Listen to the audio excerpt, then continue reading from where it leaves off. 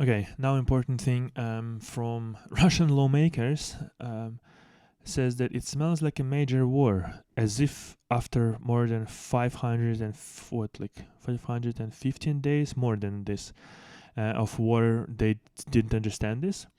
Um, Russian lawmakers rushed for amendments to increase troop numbers. So basically, Russia was trying to was promising that they're going to change their drafting mobilization sort of law, wanted to increase lower age from 18 to 21 and upper from 27 to 30. Now, and I kid you not, this is so absurd. Like, I don't understand who they, like, what kind of the target audience. They literally said, like, some of the lawmakers said that, oh, like, so many young men send us letters asking, please do not like raise lower age from 18 to 21, because we, presumably right now like 17 years old, really want to go and die for you. Well, they didn't say die for you, but which is absolutely remarkable amount of bullshit, given the fact that actually in the previous law that Russia wanted to pass, or at least the draft that was sort of announced, there was a clause that said basically that if you actually want, as an 18 years old, if you really want, so sort of from your own volition, you can go and join army.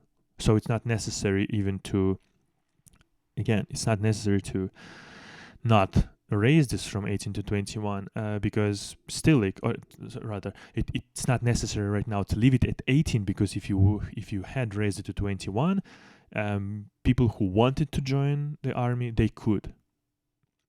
Now, Russian lawmakers, Russia again fucked over their own people. Who would have thought this will happen? So,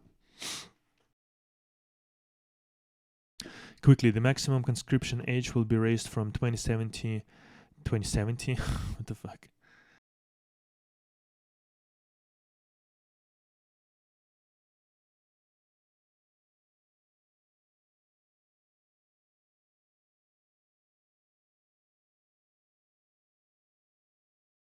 Okay, so let's start again. Maximum conscription age will be raised from 27 to 30. The minimum age will remain at 18. Russians who are drafted during mobilization drives or conscripted for military service will be prohibited from leaving the country from the time they receive draft notices, summons. When the country's digital register of military summons begins operating, conscripts and draftees will be banned from going abroad from the moment their summons appears online, despite earlier legislation providing for a 7-day window before summons was to be considered served. So, which is what is interesting is that previously in the laws was that basically you need to receive, and I'm pretty sure in Belarus it is still like that. You need to receive, and not somebody else for you can receive it. You, as a person whose this like draft notice is addressed to, you must receive it. You must sign it that you've received it, and then it can be marked as delivered. Now, what Russia is trying to do, they are trying to create this online catalog of all the men of the conscript age, and then they can just send it to this like governmental system, like basically government online.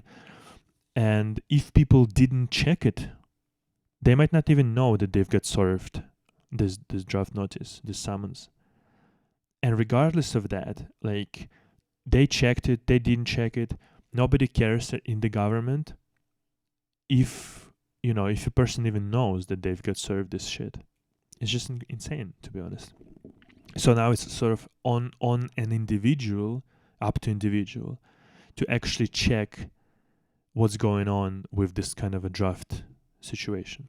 Also, the fines for failing to report to a recruitment office after receiving a summons will increase from about $100 to $300, whereas before they ranged from like 5 to 30.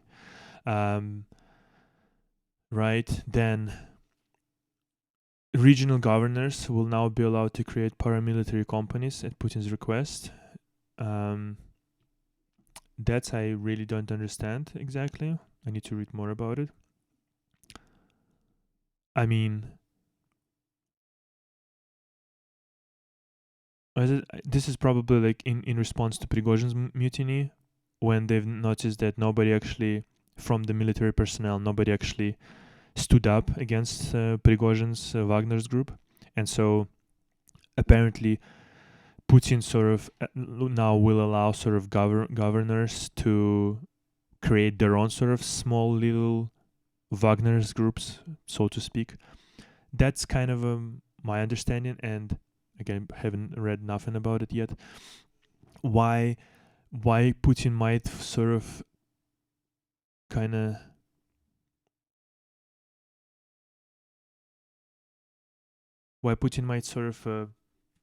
treat sort of regional governors better than Wagner to kind of trust them more is because Putin is the one who actually appoints governors, and he's the one who's responsible for giving them money to them and to their regions. So I think he feels like he's got like more control over them, and because he appoints like, you know, kind of just despicable pieces of shit who just will be stealing stuff and not doing much. I guess he kind of thinks that they owe him a lot. I don't know. Medical and educational organizations will now be required to provide recruitment offices with all of the information about citizens deemed necessary for military record keeping. And Defense Ministry will be allowed to sign short-term contracts with conscripts and reserve soldiers for periods lasting from several months to a year. So, yeah. Russia is really preparing for either a second wave of mobilization or something akin to that. And yeah, I think it's a good time right now if you are a man in Russia, to maybe exit Russia before you can actually do this. Because once you get served this thing, you will be banned from going abroad. And so at the border, either you have to cross illegally the border, or you will be just taken from the border straight to like a recruitment office and then straight to war, essentially. That's pretty scary time. I must say. All right.